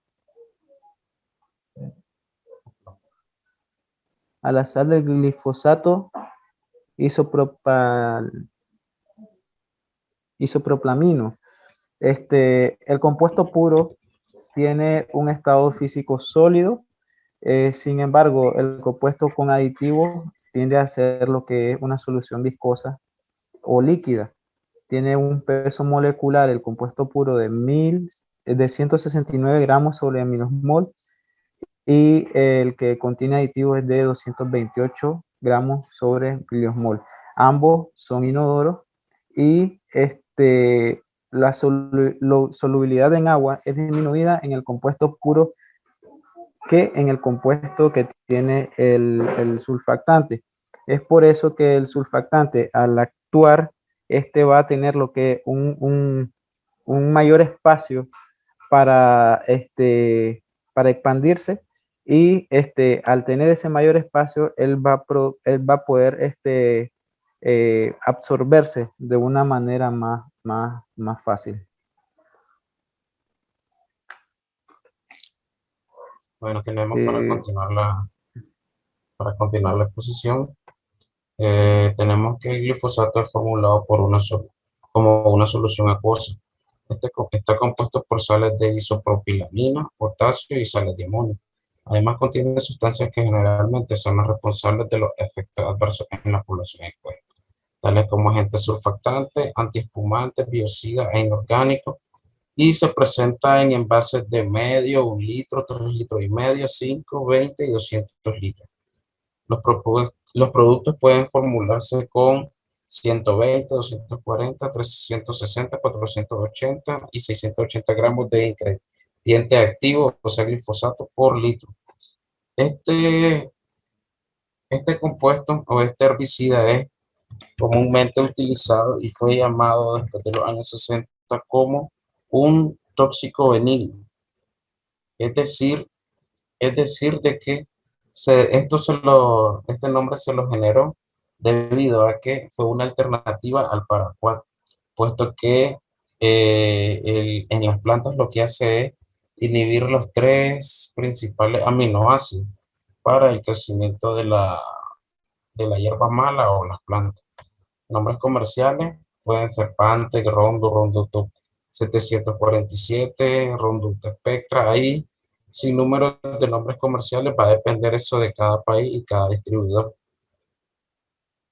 Ya hablando en sí, dentro de los usos del glifosato, prácticamente el glifosato, como es clasificado como un herbicida, se ocupa más que todo por su amplio espectro no selectivo para eliminar malezas indeseables, pastos anuales y perennes o hierbas de hoja ancha y especies leñosas en cultivos agrícolas, forestales y reservas naturales. Si pasamos la presentación,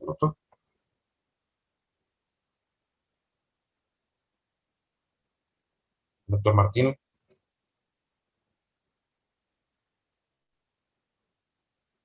Dentro de la toxicidad del glifosato tenemos que una letalidad del 3 al 30%. Para una dosis letal 50, la dosis tóxica aguda es por vía oral y cutánea mayor de 5.000 miligramos por kilo, y por inhalación suficiente con 3.400 miligramos por litro. La intoxicación por glifosato es toxicodependiente, afectando múltiples órganos, es más nefrotóxico, hepatotóxico, produce daño gastrointestinal, cardiovascular y efectos respiratorios. No existe antídoto y el pilar de tratamiento es la descontaminación y la eliminación rápida. Como les dije, en los años 60 fue llamado toxicológicamente benigno porque depende de las grandes cantidades de absorción. Dentro de los usos, ya lo expliqué, teníamos que es para herbicidas, para cultivos modificados genéticamente, uso de los jardines. Continuemos para ya pasar rápidamente a lo que es la toxicocinética. La exposición, más que todo, es la mayor exposición, es una exposición térmica o inhalatoria por exposición ocupacional debido a la fumigación con este producto. Y en caso de ingestión y exposición ocular, la ocular es una exposición accidental y la ingestión es una exposición más que todo por intentos de suicidio, de autoeliminación. La absorción, según las distintas literaturas, más que todo puede variar dependiendo de la exposición o de la vía, pero la vía oral ampliamente es de la absorción entre un 15 al 45% en el tubo digestivo y por vía cutánea es una exposición, una absorción escasa. Ya tenemos dentro de la distribución, se distribuye ampliamente en todo el organismo, circulando muy unido a proteínas plasmáticas, mayor al 80%, y tiene un bajo volumen de distribución, menor a 0.2 litros por kilogramo. Su metabolismo o biotransformación es escaso, pero principalmente se metaboliza en el hígado y está basado más que todo en la intervención de la respiración oxidativa mitocondrial. En el riñón se metaboliza poco y como único metabolito activo, tanto a nivel de hígado y riñón, es el ácido aminometilfosfónico o por sus siglas denominado AMPA, con una vida media de 2 días aproximadamente. Con respecto a su excreción, este metabolito, como su metabolismo es escaso, el 97% de la dosis oral que se ingiere se elimina como glifosato, a como entra, así sale. Y en un porcentaje, ya sea del 15 al 28%, se elimina a través de la orina, el 2% por el aire expirado y el 70% restante es por la heces, previo a que a veces puede hacer circulación enterohepática y se excreta por la vía biliar.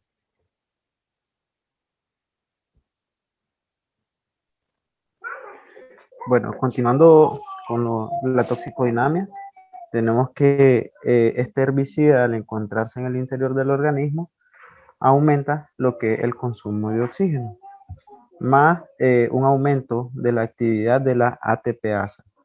Esto va a conllevar a la producción de anormalidades en el estado antioxidante, como lo es el agotamiento del glutatión y lo que son desórdenes éticos, que a su vez van a conllevar a lo que es la reducción de la habilidad de defensa antioxidante y el aumento de la peroxidación lipídica. A grandes rasgos, tenemos que este estrés oxidativo que se está produciendo va a ser el desencadenante de lo que es la toxicidad por el herbicida.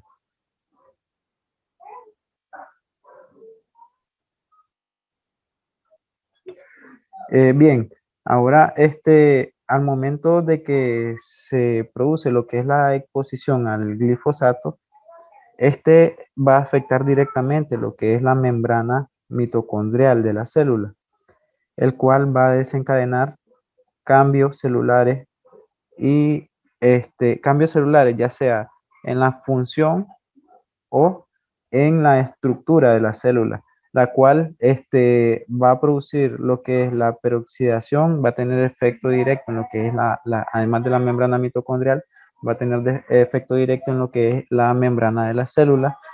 A nivel de los lípidos, va a producir lo que es una lipoperoxidación y un daño a la membrana.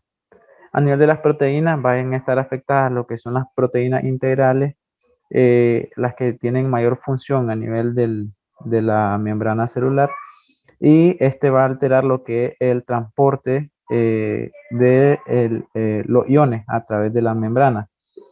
Y bueno, se han hecho muchos estudios dentro de los cuales se abarca que si verdaderamente el glifosato tiene la capacidad a la exposición a un largo plazo de producir lo que son malformaciones o tumoraciones, cáncer, dentro de los cuales los que he puesto a grandes periodos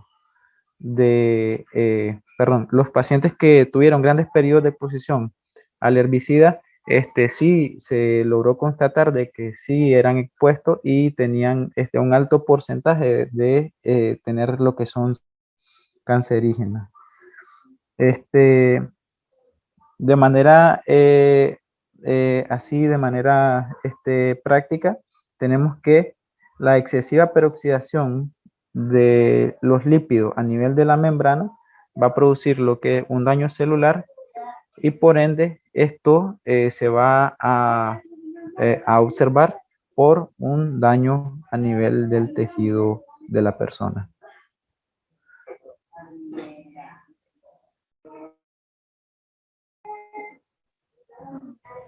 Si tienen algún comentario, alguna duda.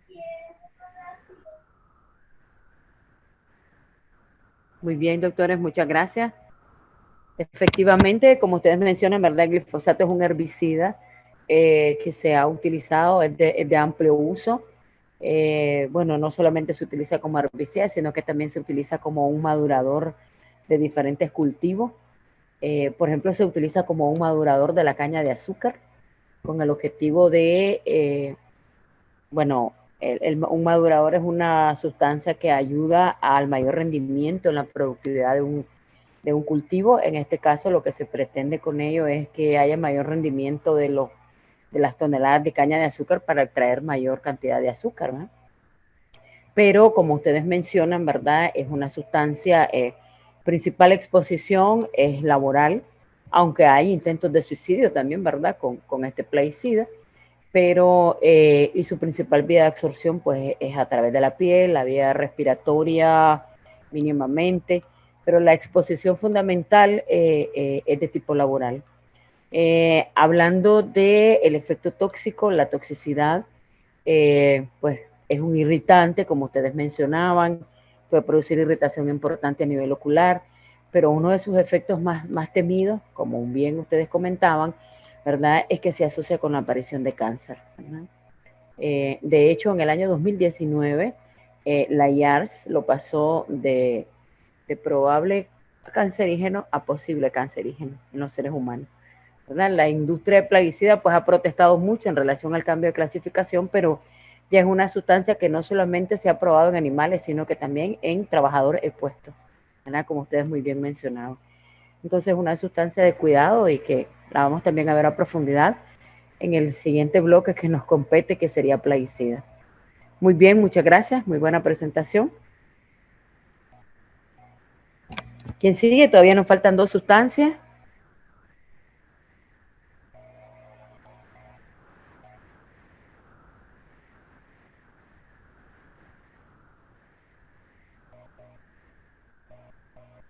Nos falta aspirina. ¿Qué más nos falta? No, son 7, perdón, solo nos queda una. Ahí está, solo una, perdón. Metanol, glifosato, sí, solo nos falta aspirina. Buenas noches, ¿me escuchan? Sí, muy bien, doctora, la escuchamos. Ya está su presentación también.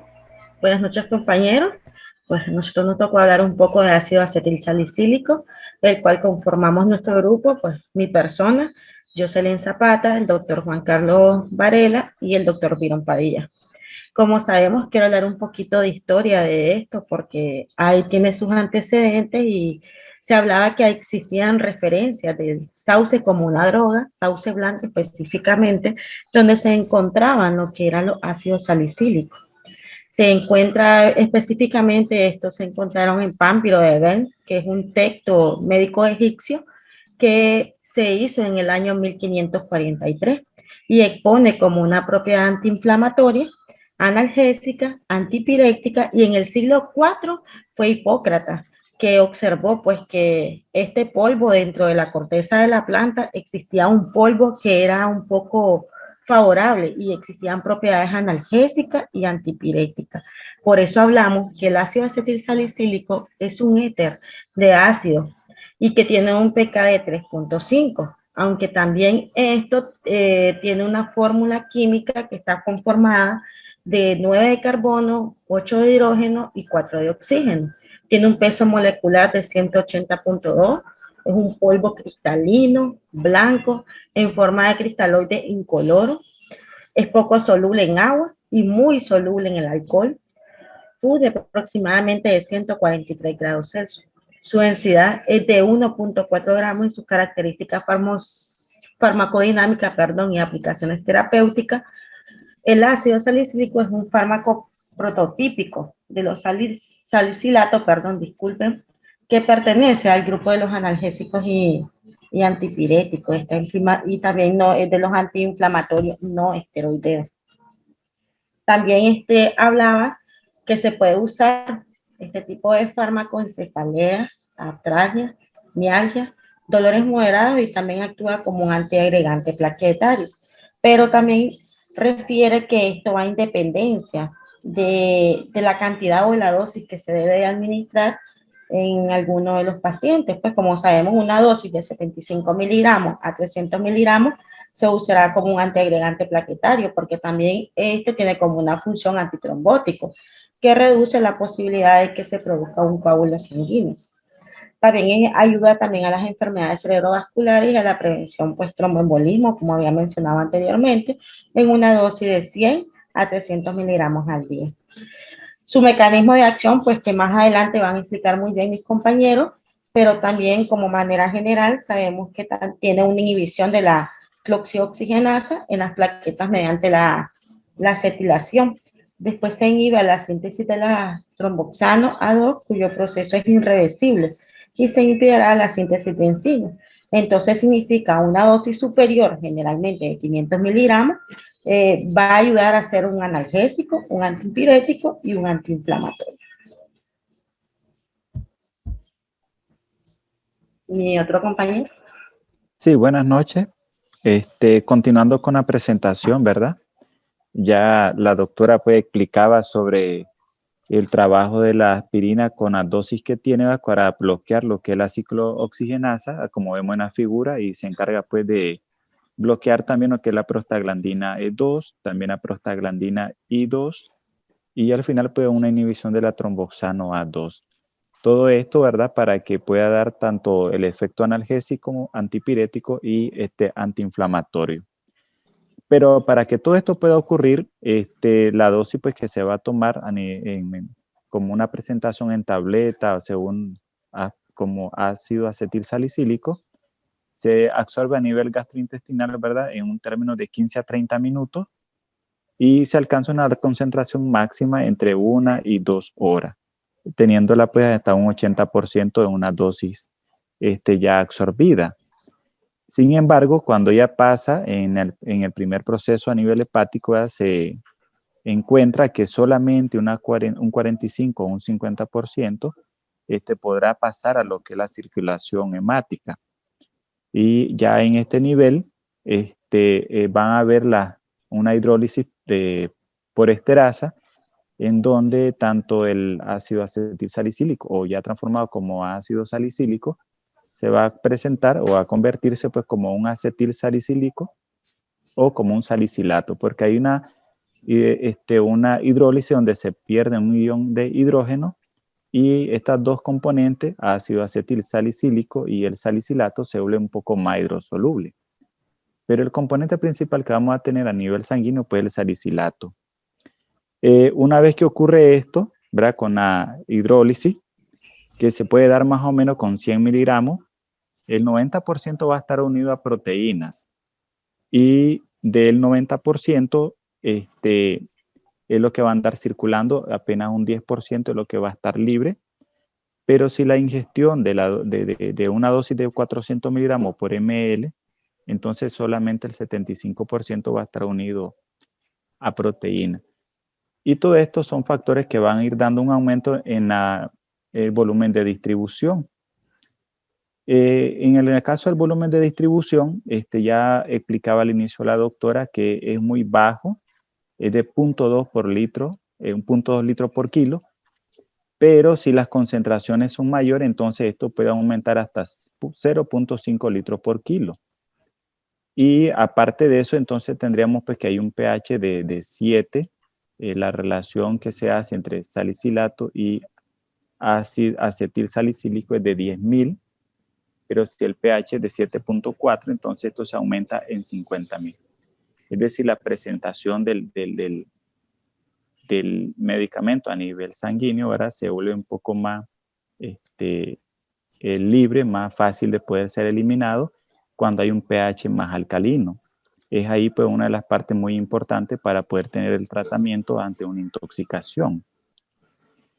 En cuanto a la metabolización, se hace a nivel hepático principalmente cuando se hace una conjugación con glicina y se obtiene, ¿verdad? Que la forma principal es como salicilurato, pero ¿qué sucede? Cuando esto se sobrecarga o rebasa su límite porque la concentración que se ingirió es muy alta, entonces también interviene la conjugación con ácido glucurónico.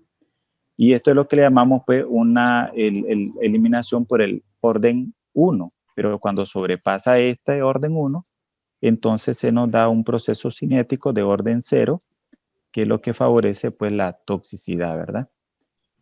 Una vez que se hace esta metabolización, su excreción principal es a nivel renal con un 75% en forma de salicilurato, un 10% en forma de salicilato, otro 10% como fenilsalicilato glucurónico y un 5% pues, con otros derivados. Aquí es importante recalcar, ¿verdad?, que el pH es importantísimo para poder mejorar la eliminación del ácido acetilsalicílico en la forma principal como salicilato, y se recomienda entonces pues, poder alcalinizar la orina para que la eliminación de ella aumente en 4 veces la cantidad a una eliminación normal. Podemos observar ahí en la lámina los elementos que favorecen, ¿verdad?, lo que es la toxicidad, como son las sobredosis, es decir, una cantidad que puede ser más o menos de 4 gramos por dosis por cada persona adulta, las altas concentraciones que se encuentran unidas a proteínas y que sobrepasan el límite, sobre todo, ¿verdad?, cuando es ya salicilato libre. La acidemia, pues, porque este es un medicamento, ¿verdad?, que principalmente es ácido, entonces en niveles ácidos se absorbe mejor y crea mayor toxicidad. Por tanto, para poderlo eliminar y que cree menos toxicidad, tenemos que hacer el pH más alcalino. A continuación, ¿verdad?, con el doctor Padilla. Bien, buenas noches. Voy a abordar la parte de la toxicodinamia. Pues, como bien lo dijo el doctor, pues prácticamente el proceso se da en el hepatocito, que es la célula más afectada, y principalmente en lo que es la mitocondria.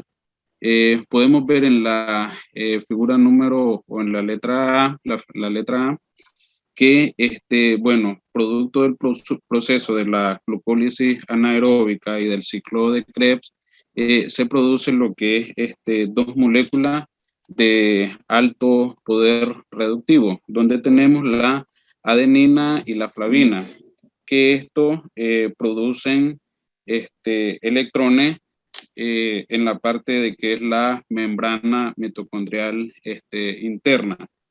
Estos electrones, pues, prácticamente son los que van a producir hidrógeno, ¿ven? Que el hidrógeno pues al final van a producir a través de la enzima ATP sintasa, va a producir ATP, va a producir agua y dióxido de carbono. Entonces, este es el ciclo normal que se podría dar, y entonces es aquí donde interviene el salicilato, que el salicilato, pues prácticamente como otros tóxicos, no hay un desacoplamiento en la membrana mitocondrial interna, y lo que va a producir es igual. El dióxido de carbono va a producir agua y va a producir el agua, el dióxido de carbono, más no el ATP. ¿Ve? Entonces es ahí donde está el problema, la situación. Entonces, ya con la depresión de ATP, pues prácticamente esto obliga a una oxidación, lo que va a producir glucosa, ácidos grasos y aminoácidos. Que los ácidos grasos, pues hay de los tres: el de la cadena corta, el de cadena larga y el de la cadena media. Los de cadena larga pues no van a pasar la barrera, ¿verdad?, de la mitocondria, y se va a formar el ácido dicarboxílico, ¿verdad? Entonces ya con el exceso de hidrógeno, ¿verdad?, en la mitocondria, necesita salir de la mitocondria al citosol ese hidrógeno, ¿verdad?, lo que es eliminado a través del transporte de sodio al citosol. Y se crea, ¿verdad?, como vemos en la lámina número D, ¿verdad?, en la letra D, un exceso de sodio, lo que va a provocar edema y pues mayor disfunción. Entonces, dentro de esto, vemos pues que hay una sobre utilización de glucosa, lo que va a crear una hipoglicemia y una disminución de insulina, ¿verdad? Entonces, ya con todo, el ácido dicarboxílico, los aminoácidos, el ácido láctico, perdón, se va a producir un metabolismo anaeróbico, ¿verdad?, que va a progresar la intoxicación y sobreviene lo que es la acidosis metabólica. Entonces, prácticamente ese es el proceso de la toxicodinamia. Doctora Jocelyn.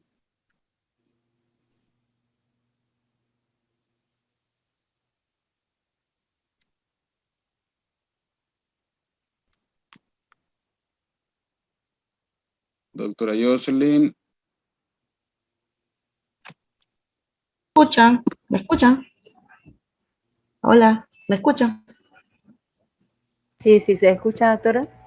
Bueno, algo que muy bien había explicado el doctor Padilla, también los síntomas típicos y precoces de una intoxicación aguda por salicilato son los tinnitus y sordera, principalmente en los tonos bajos. Y la afección es bilateral, simétrica, reversible, de 1 a 3 días, luego del retiro de la droga. El salicilato podía afectar también los canales de cloro en los hilos de las células principalmente, y otros síntomas por toxicidad son los vértigos, mareos y alteraciones en la marcha. Esto debido a que el mecanismo por el cual los salicilatos producen encefalopatía es desconocida, pues específicamente, pero se ha asociado con una difusión mitocondrial, como había explicado el doctor, y la depresión del ATP. Pero también aquí donde podemos observar la lámina, pues hay manejos iniciales que podemos hacer en caso que tengamos a un paciente intoxicado, y las medidas que podemos tomar, principalmente este lavado gástrico hasta 1 hora después de la ingestión del ácido acetilsalicílico. Administrar una dosis de carbón activado de 25 a 50 en un adulto, o 1 gramo, lo que se quiere en lo que es en el infante. Y está también lo que es con dosis. Cuando hay una dosis de ácido acetilsalicílico mayor de 4 gramos y los niveles de salicilato es mayor de 300, pues se debe iniciar alcalinización, porque lo habíamos explicado muy bien que era un ácido. y las indicaciones de las hemodiálisis en caso que sea severo. ¿Alguna pregunta, muchachos?